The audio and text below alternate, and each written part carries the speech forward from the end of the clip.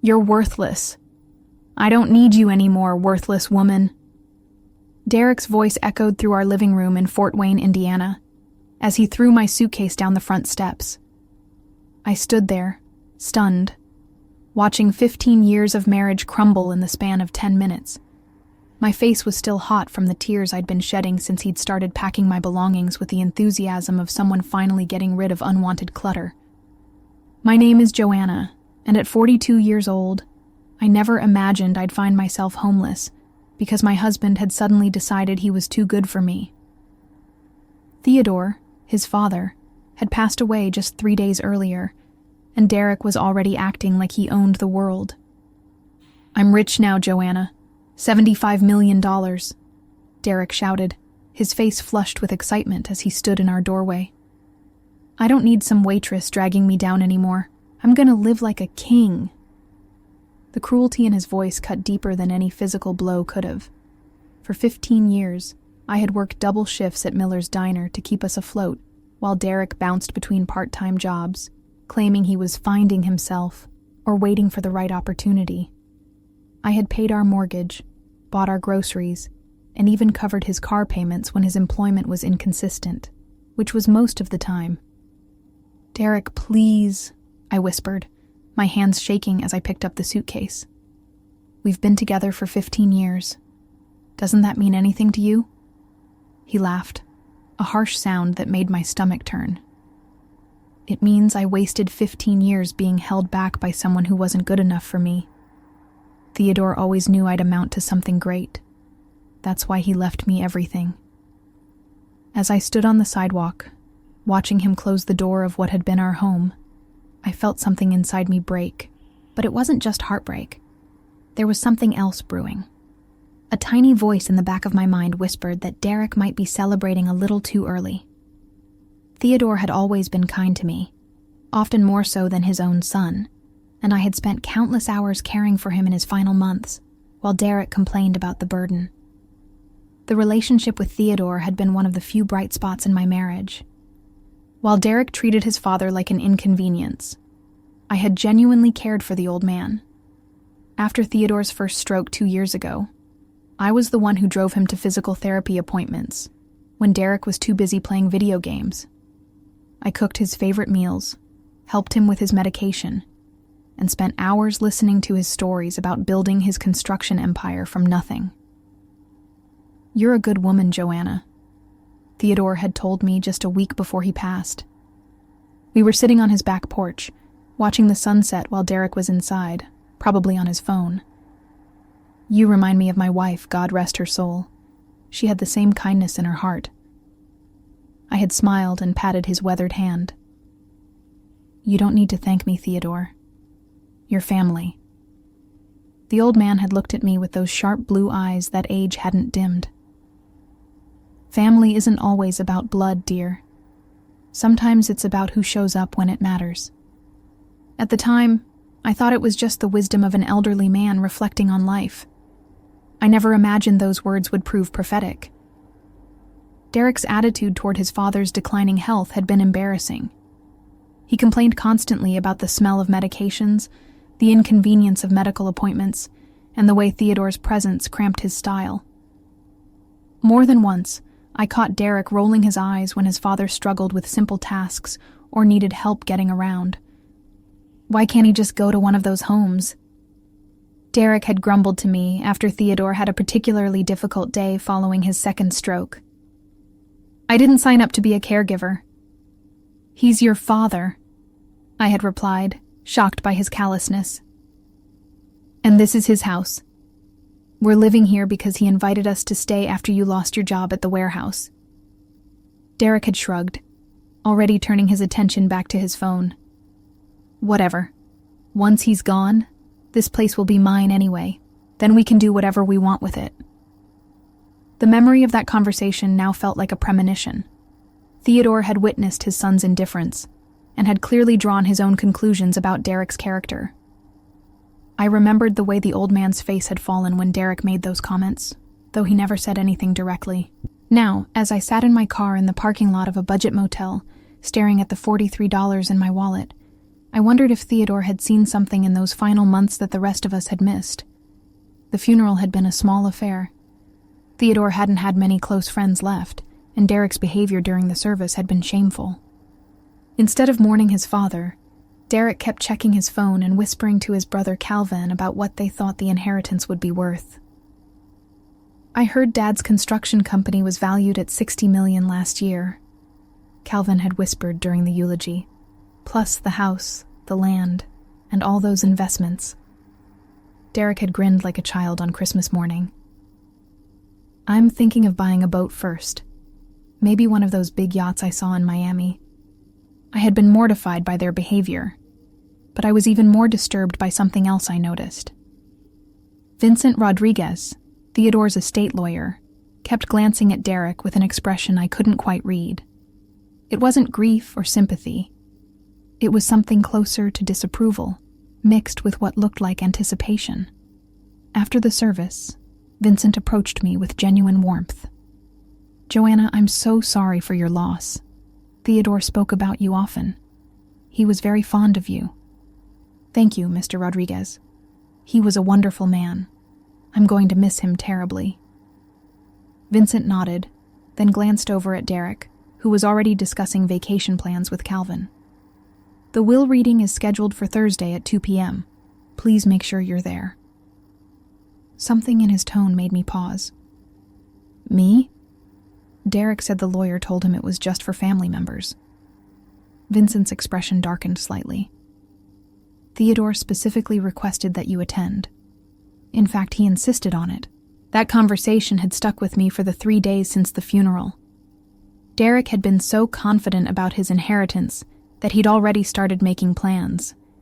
He'd called a real estate agent about selling Theodore's house, contacted a luxury car dealer about trading in his old pickup truck, and even started looking at expensive condos in downtown Indianapolis. But there had been something in Vincent's manner that suggested Derek's confidence might be misplaced. The lawyer had looked at Derek the same way a teacher might look at a student who hadn't studied for an important test. As I sat in that motel room, eating a sandwich from the gas station next door, I found myself thinking about all the small moments I'd shared with Theodore. The way he'd smile when I brought him his morning coffee. How he'd insist on paying for groceries when I drove him to the store. The times he'd tell me stories about his late wife and how much I reminded him of her. Derek doesn't deserve you, Theodore had said once, when Derek had been particularly dismissive of my work at the diner. A man should appreciate a woman who works as hard as you do. Now, facing an uncertain future with almost no money to my name, I clung to those words like a lifeline. Maybe Thursday would bring more heartbreak, but something deep inside me whispered that it might bring something else entirely. Thursday arrived with the kind of gray, dreary weather that seemed to match my mood. I had spent the previous night at the Comfort Inn, using the last of my credit card availability to pay for the room. Derek hadn't called once to check on me, and when I'd tried calling him to discuss practical matters like our joint bank accounts, he'd sent me straight to voicemail. Vincent Rodriguez's law office was in a restored Victorian house downtown, with polished hardwood floors and walls lined with legal books. The waiting room smelled like leather and old paper, and classical music played softly from hidden speakers. It was the kind of place that suggested both tradition and serious money. Derek arrived 10 minutes late, wearing a new suit that he must have bought with money from our joint account. He walked in with the swagger of someone who believed he was about to become incredibly wealthy. Calvin was with him, both of them barely containing their excitement. "Sorry I'm late," Derek announced to the room, not sounding sorry at all. "I was on the phone with a yacht broker in Florida. Gotta start planning how to spend all this money, right?" He glanced at me sitting in the corner and his expression shifted to mild annoyance. "What's she doing here? This is family business." Vincent Rodriguez emerged from his office before I could respond. He was a distinguished man in his 60s, with silver hair and the kind of steady presence that inspired confidence. "Derek, Calvin, Joanna, thank you all for coming. Please follow me into the conference room." The conference room was dominated by a large mahogany table surrounded by leather chairs. Vincent took his place at the head of the table, and opened a thick folder. Derek and Calvin sat on one side, while I took a chair across from them. The distance felt symbolic somehow. "Before we begin," Vincent said, adjusting his glasses, "I want to make sure everyone understands that this reading will proceed exactly as Theodore specified in his will. There will be no interruptions, no questions until I'm finished, and no disputes until the document has been read in its entirety." Derek leaned forward eagerly. "Whatever you say, Mr. Rodriguez. I'm ready to hear about my inheritance." Something in Vincent's expression shifted almost imperceptibly. "Derek, before we proceed, I have to ask, did you bother reading the copy of the will that was sent to you last week?" Derek waved his hand dismissively. "I skimmed it. All that legal language is confusing. I figured you'd explain everything today. Besides, I know Dad left everything to me. I'm his son." Vincent's eyebrows rose slightly. "I see. And you, Calvin?" Calvin shrugged. "Same here. Derek said it was all just formalities anyway." Vincent looked directly at me. "Joanna, did you receive a copy?" I shook my head. Derek told me I didn't need to see it because it didn't concern me. For a moment, Vincent's professional composure cracked, and I saw something that looked like anger flash across his features. "That's unfortunate, because it concerns you very much indeed." The room fell silent. Derek's confident smile faltered slightly, while Calvin shifted uncomfortably in his chair. I felt my heart begin to race, though I couldn't say exactly why. Vincent opened the folder and withdrew a thick document with official seals and ribbons. "The last will and testament of Theodore James Harrison," he announced formally, "dated March 15th of this year." March 15th. That was just 2 months ago, well after Theodore's second stroke.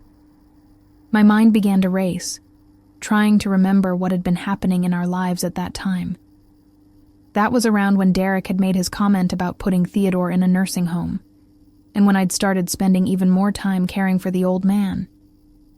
"Let's begin," Vincent said, and something in his tone suggested that nothing would ever be the same after the next few minutes. Vincent cleared his throat and began reading from the official document.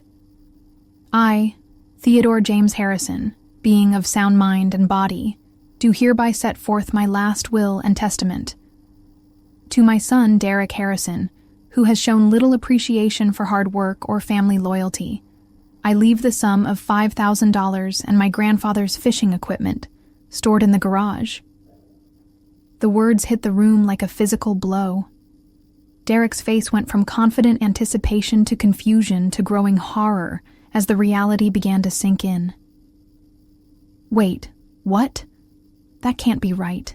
$5,000? There has to be a mistake." Vincent held up his hand for silence and continued reading. "To my son, Calvin Harrison, who moved to California and visits perhaps twice a year, I leave $10,000 and my collection of vintage tools, with the hope that he might finally learn the value of building something with his own hands." Calvin's mouth fell open, but he seemed too stunned to speak. Derek, however, was beginning to panic. "This is impossible. I'm his son, his heir. Where's the rest of it? The $75 million? The company? The house?" Vincent's expression remained professionally neutral, but I could see satisfaction in his eyes. "If you had read the will as instructed, Derek, you would know that there is much more to be read. The bulk of the estate, Harrison Construction Company, valued at approximately $62 million, the family home and surrounding property, valued at $8 million, plus all liquid assets, investments, and personal property, totaling approximately $5 million, goes to someone else entirely." My heart was pounding so hard I could hear it in my ears. Derek looked like he was about to be sick, his face pale and his hands shaking. "To Joanna Marie Harrison," Vincent continued, and my world tilted on its axis, "who has shown more love, loyalty, and dedication to me in 15 years than my own blood relatives have shown in a lifetime. I leave the entirety of my remaining estate." The silence in the room was deafening. I felt like I couldn't breathe, couldn't process what I was hearing. Derek made a strangled sound that was somewhere between a gasp and a sob. Theodore wrote a personal letter to accompany this bequest, Vincent said, withdrawing another document from the folder. He asked that I read it aloud. Vincent unfolded the letter, and I recognized Theodore's careful handwriting on the cream-colored stationery. "My dear Joanna," he began, "if you are hearing this, then I have passed on, and you are learning for the first time that I have chosen to leave my life's work to you, rather than to my sons. This decision was not made lightly, nor was it made in anger. It was made with careful observation and deep consideration of who truly embodies the values that built Harrison Construction Company." Derek tried to interrupt, but Vincent continued reading without acknowledging him. "For 15 years, I watched you work multiple jobs to support my son while he chose leisure over labor. I watched you care for me in my illness with genuine compassion while Derek complained about the inconvenience. I watched you treat our home with respect while Derek saw it only as something to be sold for profit. Most importantly, I watched you demonstrate every day the qualities of character that I spent my lifetime trying to instill in my sons: kindness, integrity, dedication, and humility." By now, Derek was hyperventilating, and Calvin looked like he was in shock. But Vincent wasn't finished reading the letter. Vincent continued with Theodore's letter, his voice growing stronger with each word. "Joanna, you may wonder why I never spoke to you about this decision. The truth is, I wanted to observe how Derek treated you when he believed inheritance was certain. His behavior these past months, and particularly his treatment of you following my death, has only confirmed that I made the right choice." Derek suddenly lurched to his feet, knocking his chair backward. "This is insane. She's not even blood family. You can't just give away my inheritance to some waitress." Vincent's voice turned ice cold. "Sit down, Derek, or I'll have security escort you from the premises.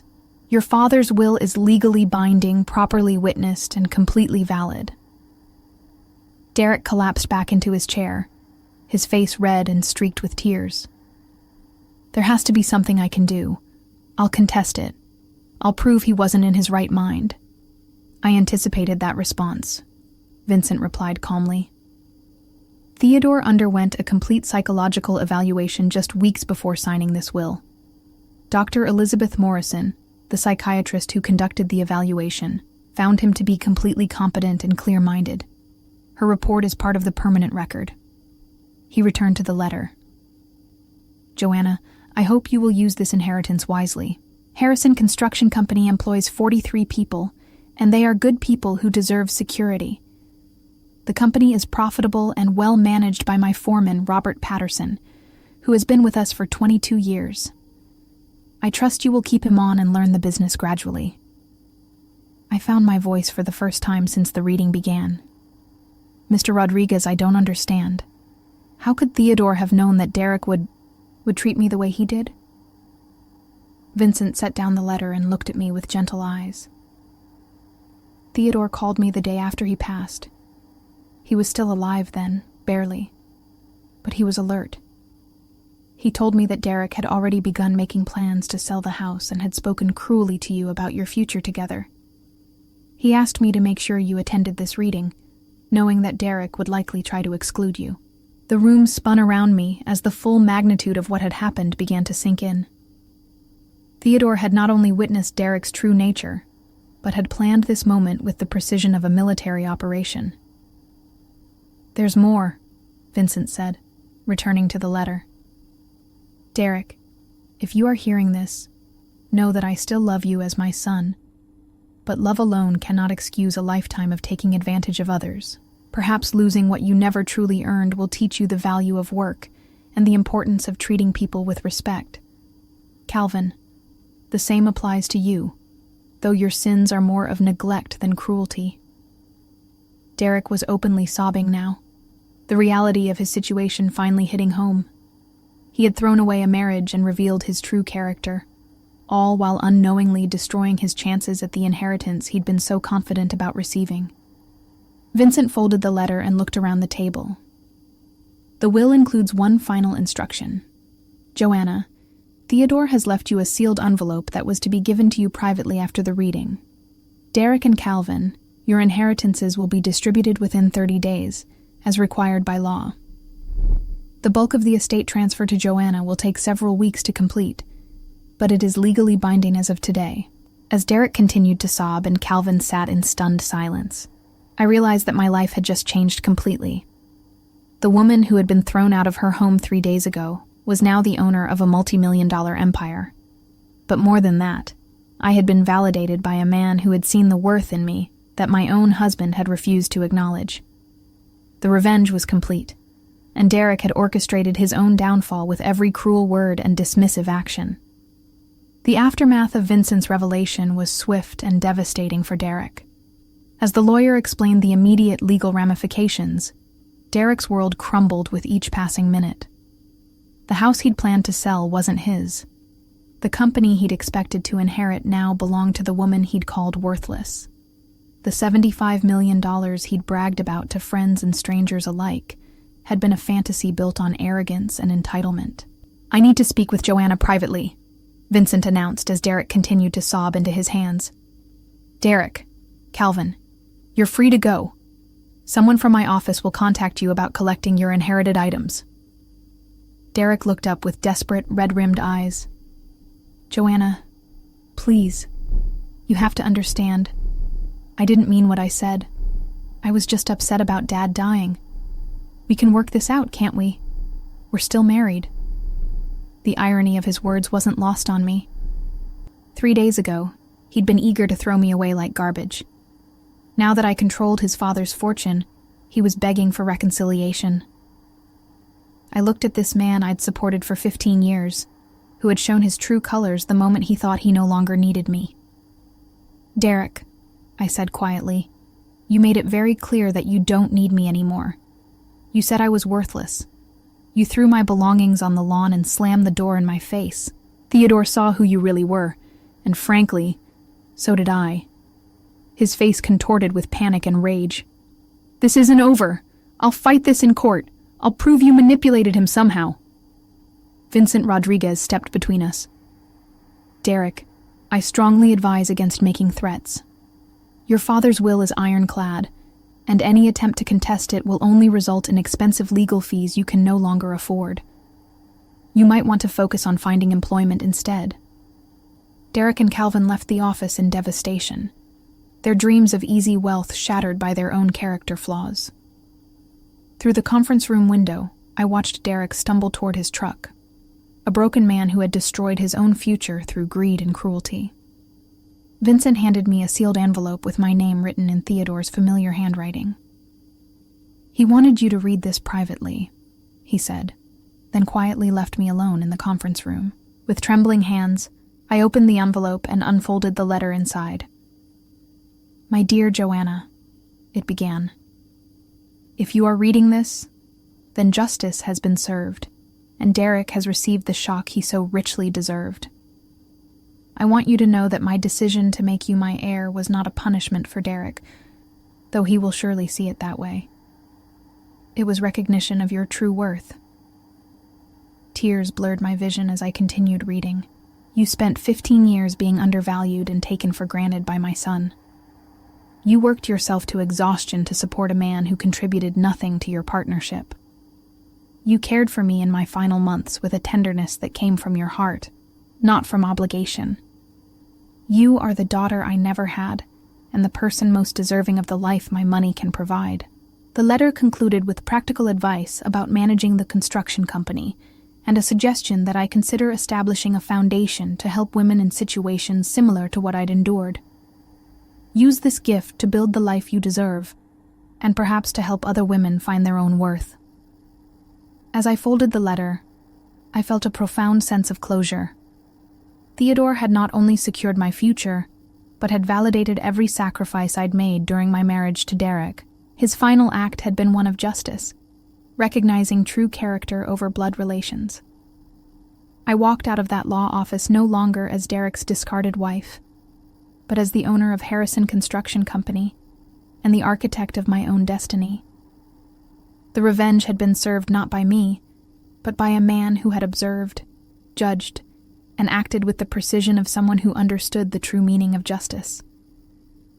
Derek faced complete financial and social ruin in the weeks following the will reading.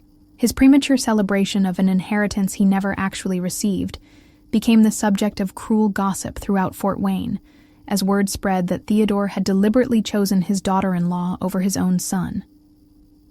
Derek's attempt to contest the will failed spectacularly when the court reviewed Theodore's psychiatric evaluation and multiple witness testimonies about Derek's treatment of both his wife and his dying father.